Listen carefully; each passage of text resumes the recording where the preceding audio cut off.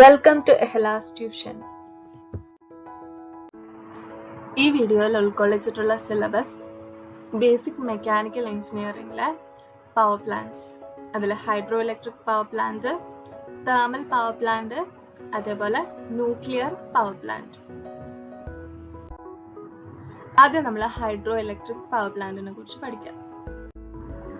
Hydro electric power plant, നമുക്കറിയാം hydro എന്ന് പറഞ്ഞാല് വാട്ടർ ആണ്. So hydropower is water power and hydroelectric power is electricity generated using water power. വെള്ളത്തിൽ നിന്ന് electricity ഉണ്ടാക്കുന്നതിനാണ് hydro electric power എന്ന് പറയുന്നത്. Potential energy or stored energy in a reservoir becomes kinetic or moving energy. അപ്പോൾ വെള്ളം ഒരു സ്ഥലത്ത് നമ്മൾ പിടിച്ച് കെട്ടി വെച്ച് കഴിഞ്ഞാൽ അതിനൊരു പൊട്ടൻഷ്യൽ എനർജി ഉണ്ടാവും. ആ ഒരു വെള്ളത്തിനെ നമ്മൾ തുറന്നു വിടുമ്പോൾ ആ ഒരു പൊട്ടൻഷ്യൽ എനർജി കൈനറ്റിക് എനർജി ആയിട്ട് മാറും. This is changed to mechanical energy in a power plant. അപ്പോൾ ഈ ഒരു കൈനറ്റിക് എനർജിനെ നമ്മൾ എന്താക്കുന്നത് മെക്കാനിക്കൽ എനർജി ആയിട്ട് മാറ്റുന്നു. അപ്പോൾ ആ ഒരു മെക്കാനിക്കൽ എനർജിനെ പിന്നെ നമ്മളത് ഇലക്ട്രിക്കൽ എനർജി ആക്കി മാറ്റുന്നു. അങ്ങനെയാണ് നമ്മൾ ഹൈഡ്രോ ഇലക്ട്രിക് പവർ പ്ലാന്റിൽ ചെയ്യുന്നത്. ആദ്യം നമ്മൾ വെള്ളത്തിന്റെ പൊട്ടൻഷ്യൽ എനർജിനെ കൈനറ്റിക് എനർജി ആക്കും. അതിനുശേഷം ടർബൈൻ കറക്കിയിട്ട് അത് മെക്കാനിക്കൽ എനർജി ആക്കും. പിന്നെ ആ ടർബൈൻ കറങ്ങുന്നതിന്റെ ഫലമായി മെക്കാനിക്കൽ എനർജി നമുക്ക് ഇലക്ട്രിക്കൽ എനർജി ആയിട്ട് കിട്ടും. പകരം ഹൈഡ്രോ ഇലക്ട്രിക് പവർ എന്ന് പറയുന്നത് ഒരു റിന്യൂവബിൾ റിസോഴ്സ് ആണ്.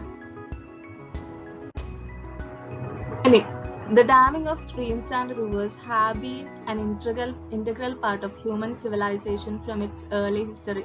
നമ്മൾ പണ്ട് മുതലേ ഓരോ സിവിലൈസേഷൻസിനെ കുറിച്ച് പഠിക്കുന്ന സമയത്ത് നമ്മൾ ഡാമിങ്ങിനെ കുറിച്ചൊക്കെ അവർ ഓരോരുത്തരും ഓരോ മെസോപ്പൊട്ടേമിയൻ സിവിലൈസേഷൻ അങ്ങനെ സിവിലൈസേഷനിലൊക്കെ ഡാം ഉണ്ടായിരുന്നു, അവരുണ്ടാക്കിയിട്ടുണ്ടായിരുന്നു.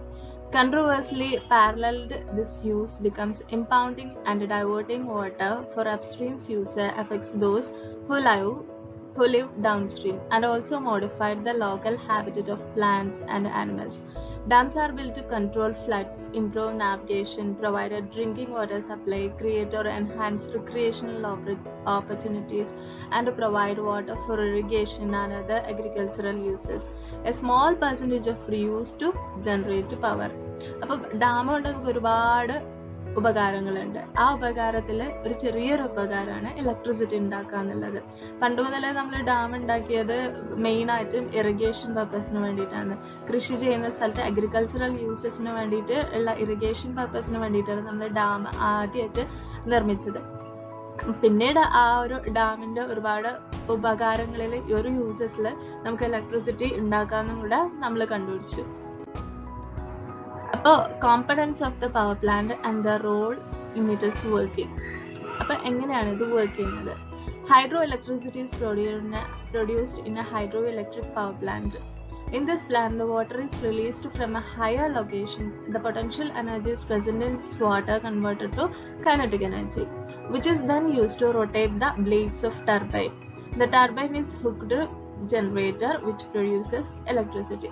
നമ്മൾ ജനറേറ്ററിന്റെ വർക്കിംഗ് ഒക്കെ പഠിച്ചിട്ടുണ്ട്. ജനറേറ്ററിന്റെ വർക്കിംഗ് എന്ന് വെച്ച് കഴിഞ്ഞാൽ ഒരു മാഗ്നറ്റിക് ഫീൽഡ് ഉണ്ടാവും. മാഗ്നറ്റിക് ഫീൽഡിന്റെ അടുത്ത് ഒരു ആർമേച്ചർ വെച്ചിട്ടുണ്ടാവും. അപ്പൊ ഈ ആർമേച്ചർ കറങ്ങിക്കഴിഞ്ഞാൽ അവിടെ എന്താവും, ഒരു ഇലക്ട്രിസിറ്റി ഉണ്ടാവും. അല്ലെങ്കിൽ ഈ മാഗ്നറ്റ് കറങ്ങിക്കഴിഞ്ഞാലും അതിലൂടെ ഇലക്ട്രിസിറ്റി ഉണ്ടാവും. അപ്പൊ ഈ ഒരു കറങ്ങണം, ആർമേച്ചറോ മാഗ്നറ്റോ കറങ്ങണം. അപ്പൊ ആ ഒരു കറങ്ങുന്ന സാധനത്തിനെയാണ് ടർബൈൻ എന്ന് പറയുന്നത്. അപ്പൊ ഈ ടർബൈൻ കറക്കാൻ വേണ്ടിയിട്ടാണ് നമ്മൾ കൈനറ്റിക് എനർജി, വെള്ളത്തിന്റെ കൈനറ്റിക് എനർജി ഉപയോഗിക്കുന്നത്. അങ്ങനെയാണ് നമുക്ക് ഇവിടെ ഇലക്ട്രിസിറ്റി ഉണ്ടാവുന്നത്.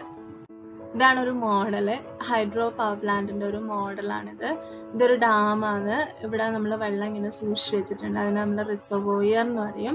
അപ്പൊ ഈ ഡാമുണ്ട്. ഈ ഡാമിലൂടെ വെള്ളത്തിന് ഇത് ശക്തിയായി നമ്മൾ കെട്ടിവെച്ചിരിക്കുകയാണ് ഡാം വെച്ചിട്ട്. അപ്പൊ ഇതിലൂടെ നമ്മൾ ചെറിയൊരു ഹോളിലൂടെ വെള്ളത്തിന് ഇങ്ങനെ പുറത്തേക്ക് വിടുമ്പോൾ അത് നല്ല ശക്തിയായി, ഇവിടെ കാണുന്നില്ലേ, ഇതിലൂടെ ഇങ്ങനെ നമ്മൾ പുറത്തേക്ക് വിടുമ്പോൾ ഈ ഉള്ള ശക്തി മുഴുവൻ അത് കൈനറ്റിക് എനർജി ആയിട്ട് മാറും. അപ്പൊ ഈ കൈനറ്റിക് എനർജി വെച്ച് നമ്മൾ ഇവിടെ വെച്ചിട്ടുള്ള ടർബൈനെ കറക്കും. അപ്പൊ ഈ ടർബൈനായിട്ട് കണക്ട് ചെയ്തിട്ടുള്ള ഈ ഒരു ജനറേറ്റർ എന്താക്കും, നമുക്ക് ഇലക്ട്രിസിറ്റി ഉണ്ടാക്കി തരും. അങ്ങനെയാണ് ഇതിന്റെ വർക്കിംഗ്. അപ്പൊ എന്തൊക്കെയുണ്ട്? റിസർവോയർ ഉണ്ട്, ഡാം ഉണ്ട്, ജനറേറ്റർ ഉണ്ട്, ട്രാൻസ്ഫോമർ ഉണ്ട്. ട്രാൻസ്ഫോമർ നമുക്ക് ഇവിടെ ഉണ്ടാക്കുന്ന ഇലക്ട്രിസിറ്റിനെ സ്റ്റെപ്പ് അപ്പ് ചെയ്യാനും സ്റ്റെപ്പ് ഡൗൺ ചെയ്യാനും വേണ്ടിയിട്ടാണ് നമ്മൾ ട്രാൻസ്ഫോമർ ഉപയോഗിക്കുന്നത്. അപ്പൊ ഈ ജനറേറ്റർ വെച്ചിട്ടുള്ള സ്ഥലത്തിന് നമ്മൾ പവർ ഹൗസ് എന്നാണ് പറയുക. എന്നിട്ട് പിന്നെ നമ്മൾ ട്രാൻസ്മിഷൻ ലൈനിലൂടെ പവറിനെ ട്രാൻസ്മിറ്റ് ചെയ്യും. ഹൈഡ്രോ പവർ പ്ലാന്റിന് ആദ്യം ഉണ്ടാവേണ്ടത് റിസർവോയർ ആണ്. Reservoir എന്ന് പറഞ്ഞാൽ water from a natural water body like a river is stored in the reservoir. This reservoir is built at a level higher than the turbine. ടർബൈൻ്റെ മുകളിൽ നമ്മൾ വെള്ളത്തിന് പിടിച്ചു വെക്കുന്ന ആ ഒരു സംഭവത്തിനെയാണ് റിസർവോയർ എന്ന് പറയുന്നത്. The dam. The flow of water stored in the reservoir is obstructed by a huge wall of the dam. എന്നിട്ട് നമ്മൾ ഈ റിസർവോയർ എന്ന് പറഞ്ഞാൽ വെള്ളത്തിന് നമ്മൾ എന്താക്കും, തടഞ്ഞു വെക്കുന്നതിന് ഡാം എന്ന് പറയുന്നത്. This prevents the water from flowing and helps us harness the energy present in it. The dam consists of gates present at its bottom which can be lifted to allow the flow of water through them. ഇതിന്റെ താഴെ gate ഉണ്ടാവും. അപ്പോൾ ഗേറ്റിലൂടെ വെള്ളത്തിന് പോകാനുള്ള വഴിയും ഉണ്ടാവും. പിന്നുള്ളത് penstock.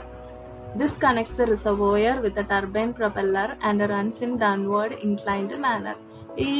ഇതിനെയാണ് പെൻസ്റ്റോക്ക് എന്ന് പറയുന്നത്. റിസർവോയറും ടർബൈനും കൂടെ കണക്ട് ചെയ്യുന്നതാണ് നമ്മൾ പെൻസ്റ്റോക്ക് എന്ന് പറയുന്നത്. When the gates of the dam are lifted, the force of gravity makes the water flow down the penstoke and reach the blades of the turbine. അപ്പോൾ ഇതിങ്ങനെ പൊക്കി കഴിഞ്ഞാൽ വെള്ളം ഇതിലൂടെ വരും. അപ്പോൾ ടർബൈൻ ഇങ്ങനെ കറങ്ങാൻ തുടങ്ങും. താഴോട്ടേക്ക് വരാനുള്ള കാരണം ഗ്രാവിറ്റി കൊണ്ടാണ്. As the water flows through the penstoke, the potential energy of water stored in the dam is converted into kinetic energy. Turbine. The kinetic energy of the running water turns the blades of the turbine. The turbine can be either a Pelton wheel model or centrifugal type. The turbine has a shaft connected to the generator. The most common type of turbine for a hydro power plant is Francis turbine, which looks like a big disc with curved blades. A turbine can weigh as much as 172 tons and turn at rate of 90 revolutions per minute, according to the Foundation for Water and Energy Education. ഇനി നമ്മൾ ജനറേറ്ററിനെ കുറിച്ചാണ് പഠിക്കേണ്ടത്. ജനറേറ്ററിലാണ് current produce ചെയ്യുന്നത്.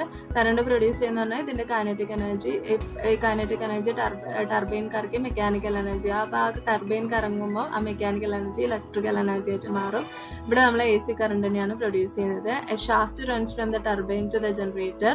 When the blades of the turbine rotate, the shaft turns a motor which produces electric current in the generator. Chained magnets rotate past copper coils, producing alternating current. പിന്നുള്ളത് power lines ആണ്. The power produced in the generator is sent to the various power distribution stations through the power lines. ഓരോ സ്റ്റേഷനിലേക്കും ഈ power ലൈൻസിലൂടെയാണ് കൊണ്ടുപോകുന്നത് കറണ്ടിനെ. ഇനി generator. The heart of the hydroelectric power plant is the generator. Most hydro power plant have several of these generator. ഇനി നമ്മൾ ഇതിന്റെ എൻവയോൺമെന്റൽ ഇമ്പാക്റ്റിനെ കുറിച്ചാണ് പഠിക്കാൻ പോകുന്നത്. Large hydroelectric dams have a number of negative impacts on the local environment and human society. Dams disrupt river ecosystem and migrations, killing aquatic life that gets caught in turbine blades. Dams also create artificial reservoirs which floods farmland and forests and displaces wildlife and people. Hydroelectric projects are also susceptible to fluctuations in river flows and rainfall. അപ്പോൾ hydro electric power plants കൊണ്ട് നമുക്ക് electricity ഉണ്ടാവുന്നുണ്ട്, പക്ഷെ അത് റിവറിന്റെ എക്കോസിസ്റ്റത്തിനെ ഒരുപാട് ബാധിക്കുന്നുണ്ട്. അതുപോലെ aquatic life, റിവറിൽ താമസിക്കുന്ന ആളുകളുടെ, അതായത് മീനിന്റെ ഒക്കെ ലൈഫിനെ ഒരുപാട് ബുദ്ധിമുട്ടിക്കുന്നുണ്ട്. അതിന്റെ ടർബൈൻ ബ്ലേഡ്സ് ഒക്കെ അതിനെ കൊണ്ടിട്ട് അതിന് ഒരുപാട് നാശങ്ങൾ സംഭവിക്കുന്നുണ്ട്. അതുപോലെ ആർട്ടിഫിഷ്യൽ റിസർവോയർ ആയതുകൊണ്ട് തന്നെ ഫ്ലഡ് ഉണ്ടാക്കാനുള്ള കാരണമുണ്ട്. അതുകൊണ്ട് ചില സ്ഥലങ്ങളിൽ നമ്മൾ ശ്രദ്ധിക്കാണ്ട് ഡാം ക്രിയേറ്റ് ചെയ്ത് കഴിഞ്ഞാൽ കൃഷിനാശങ്ങൾ പോലുള്ള സംഭവങ്ങളൊക്കെ ഉണ്ടാവും. അതേപോലെ large dams and reservoirs in tropical regions are important sources of greenhouse gases. According to Brazil's National Institute for Space Research, each year the world dams give off over 100 million metric tons of methane. INPE scientists are developing ways to produce energy by burning this methane. അപ്പോൾ എന്താ സംഭവം എന്ന് വെച്ച് കഴിഞ്ഞാൽ 100 million metric tons of methane ഉണ്ടാക്കുന്നുണ്ട്. അതൊരു green house gases ആയതുകൊണ്ട് തന്നെ നമുക്ക് പ്രശ്നം ഉണ്ടാക്കുന്ന ഒരു ഗ്യാസ് ആണത്. ഇനി അഡ്വാൻറ്റേജസ് എന്തൊക്കെ അഡ്വാൻറ്റേജസ് ഉണ്ട്? Hydroelectricity is a renewable energy source. Hydroelectricity uses the energy of running water without reducing its quantity to produce electricity. Therefore, all hydroelectric developments of small or large size, whether run off the river or of accumulated storage, fit the concept of renewable energy. ഇതെന്താണെന്ന് വെച്ച് കഴിഞ്ഞാൽ hydro electricity വെള്ളത്തിന് നമ്മൾ electricity ഉണ്ടാക്കിയാലും ഇല്ലെങ്കിലും അതിന് kinetic energy ഉണ്ട്. അപ്പോൾ ആ ഒരു കൈനറ്റിക് എനർജിന്ന് നമ്മൾ യൂസ്ഫുൾ ആയിട്ട് ഒരു ഇലക്ട്രിസിറ്റി ഉണ്ടാക്കുന്നുണ്ട്. അത് നമുക്ക് നല്ലൊരു കാര്യമാണ്. വെച്ചാൽ വെള്ളത്തിന് ഒരു മാറ്റം ഉണ്ടാകുന്നില്ല, വെള്ളത്തിൽ ഒരു ക്വാണ്ടിറ്റിയും കുറവ് സംഭവിക്കുന്നില്ല. അപ്പോൾ അതുകൊണ്ട് തന്നെ ഇതൊരു റിന്യൂവബിൾ എനർജി സോഴ്സ് ആണ്. അതൊരു അഡ്വാൻറ്റേജ് ആണ്. Hydroelectricity contributes to the storage of drinking water. Hydroelectric power plant reservoirs collect rainwater, which can then be used for the consumption for irrigation. In storing water, they protect the water tables against depletion and reduce our vulnerability to floods and droughts. അപ്പോൾ ഇതെന്ന് വെച്ച് കഴിഞ്ഞാൽ നമ്മൾ reservoir ഉണ്ടാക്കിയിട്ടുണ്ട്. അപ്പോൾ ആ റിസർവോയറിൽ എന്താക്കാം, നമുക്ക് മഴവെള്ളത്തിനൊക്കെ സംഭരിക്കാൻ വേണ്ടി പറ്റും. അങ്ങനെ നമുക്ക് ഡ്രിങ്കിങ് വാട്ടറിന്റെ problem, shortage of drinking water ഒക്കെ നമുക്ക് കുറക്കാൻ വേണ്ടി സാധിക്കും. Hydroelectricity means clean and cheap energy for today and for tomorrow. With an energy lifetime of 50 to 100 years, hydroelectric developments are long-term investment that can benefit various generations. They can be easily upgraded to incorporate more recent technologies and have very low operating and maintenance cost. Hydropower plant is not polluting but does have an environmental impact. Hydropower does not pollute the water or the air. However, hydropower facilities can have a large environmental impacts by changing the environment and affects the land use, homes and natural habitat in the dam area. ഇനി നമുക്ക് thermal power പ്ലാന്റിനെ കുറിച്ച് പഠിക്കാം. thermal power പ്ലാന്റിന്റെ schematic diagram ഇത്. ഇവിടെ എന്തൊക്കെ ഉണ്ട്? Alternator ഉണ്ട്. ആൾട്ടർനേറ്റർ എന്ന് പറഞ്ഞാൽ ജനറേറ്റർ ഉണ്ട്, ടർബൈൻ ഉണ്ട്, കണ്ടൻസർ ഉണ്ട്, ഫീഡ് വാട്ടർ പമ്പ് ഉണ്ട്, ഫീഡ് വാട്ടർ ഉണ്ട്, സ്റ്റീം ഉണ്ട്, ഫർണസ് ഉണ്ട്, പൾവറൈസർ ഉണ്ട്, കോൾ ഹോപ്പർ ഉണ്ട്, ഡസ്റ്റ് കളക്ടർ ഉണ്ട്, ചിമ്മിനി ഉണ്ട്. അപ്പൊ ഇതിലെന്താ സംഭവം എന്ന് വെച്ച് കഴിഞ്ഞാല് നമ്മള് വെള്ളത്തിനെ ബോയിൽ ചെയ്യും.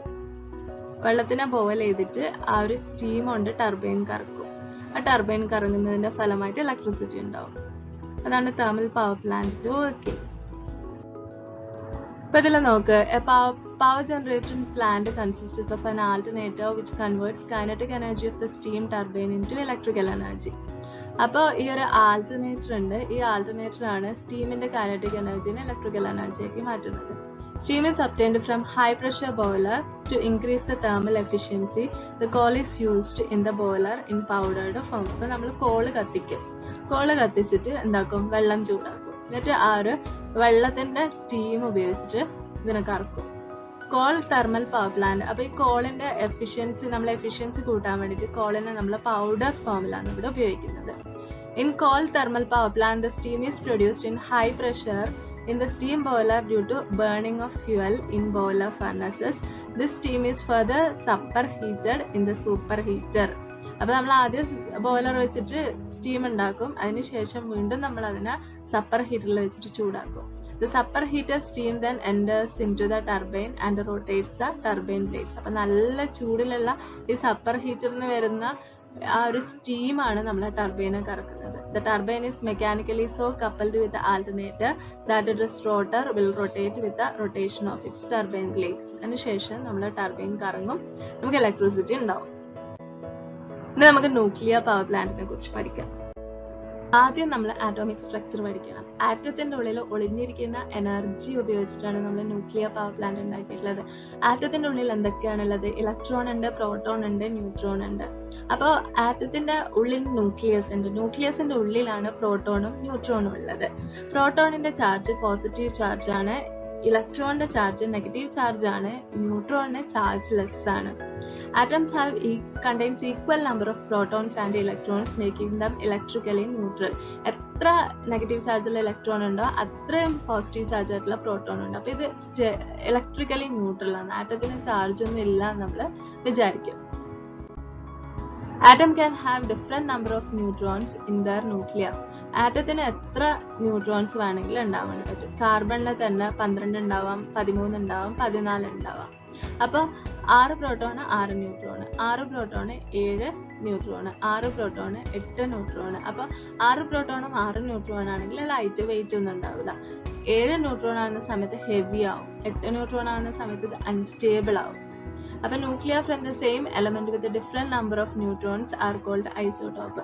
ഒരേ എലമെന്റിന് തന്നെ ഒരു വേറെ നമ്പർ ഓഫ് ന്യൂട്രോൺസ് ഉണ്ടെങ്കിൽ നമ്മൾ അതിനെ ഐസോടോപ്സ് എന്നാണ് പറയുന്നത്. ന്യൂട്രോൺസിന് ചാർജ് ഒന്നും ഇല്ല, അത് നമ്മൾ നേരത്തെ പഠിച്ചു. Most isotopes are stable, but some can spontaneously break apart, emitting energy and particles. This is radiation. സാധാരണ കേസിൽ ഈ ഐസോടോപ്പ് ഒക്കെ എന്താണ്, സ്റ്റേബിൾ ആണ്. പക്ഷെ ചില സമയത്ത് അതെന്താവും, സ്പോണ്ടേനിയസ്ലി ബ്രേക്ക് ചെയ്യും. അപ്പൊ അതെന്തുണ്ടാക്കും, റേഡിയേഷൻ ഉണ്ടാക്കും.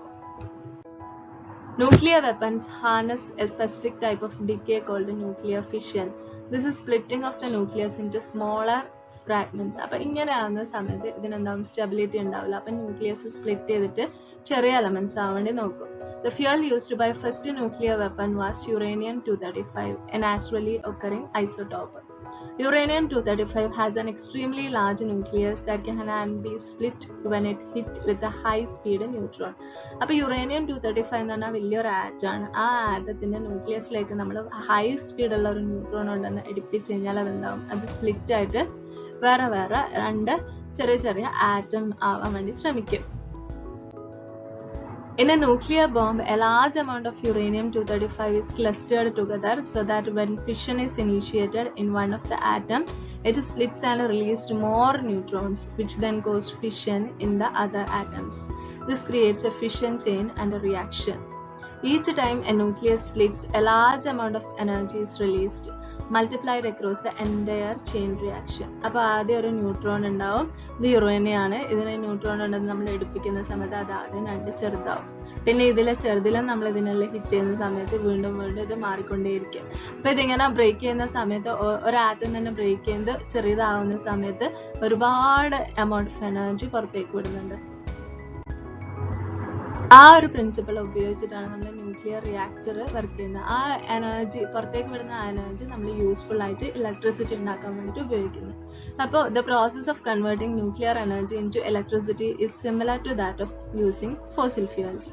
Water is boiled, the steam is passed through a turbine which spins a generator. അപ്പോൾ നമ്മളിപ്പോൾ ഉണ്ടാകുന്ന ഈ എനർജി, ആ ആറ്റം പുറത്തേക്ക് വിടുന്ന എനർജി വെച്ചിട്ട് നമ്മൾ എന്താക്കും, വെള്ളത്തിനെ ചൂടാക്കും. അപ്പോൾ ആ വെള്ളത്തിനെ ചൂടാക്കിയിട്ട് ആ വെള്ളം ചൂടാകുന്ന സമയത്ത് സ്റ്റീം ഉണ്ടാവും. ആ സ്റ്റീം ഉപയോഗിച്ച് നമ്മൾ ടർബൈൻ കറക്കും. അങ്ങനെ ആ ടർബൈൻ നമ്മൾ എന്താക്കും, ഇലക്ട്രിസിറ്റി ഉണ്ടാക്കും. എന്നിട്ട് ആ വെള്ളം വീണ്ടും നമ്മൾ തണുപ്പിച്ചിട്ട് വീണ്ടും ഇങ്ങോട്ടേക്ക് കൊടുക്കും. അതാണ് ന്യൂക്ലിയർ റിയാക്ടറിന്റെ working. One big advantage to the nuclear power plant is that under normal condition it does not release any air pollution, only steam. Normal condition ആണെങ്കിൽ എയർ പൊല്യൂഷൻ ഒന്നും ഉണ്ടാവില്ല, സ്റ്റീം മാത്രമേ പുറത്തുവിടുള്ളൂ.